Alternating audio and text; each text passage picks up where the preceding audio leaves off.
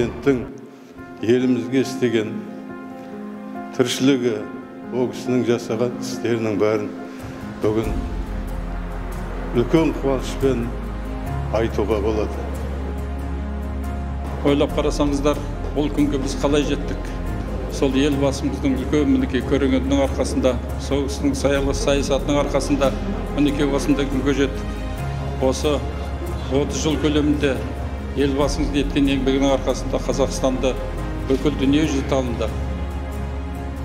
Бүгін бүкіл байтағымызда, сүйікті Қазақстанымызда үлкен мереке, тұңғыш президент күні, тұңғыш президентіміз мемлекетіміздің мақтанышы, біздің халқымыздың, ұлтымыздың мақтанышы.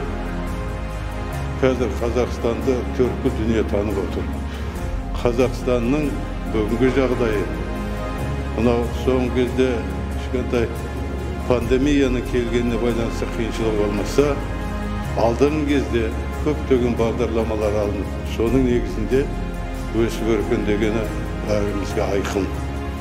Соның ішінде Түркістан облысын алатын болсақ, Түркістан облысы сол елбасының арнайы жарлығымен үлкен облыс атанып, Түркістан қаласының орталығы берілді.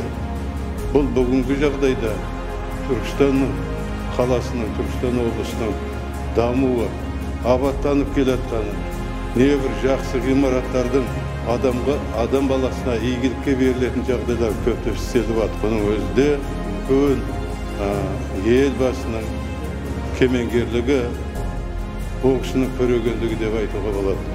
В день первого президента каждый из нас имеет возможность высказать чувство признательности и благодарности Нурсултану Абишевичу Назарбаеву за то, что он построил наш современный Казахстан.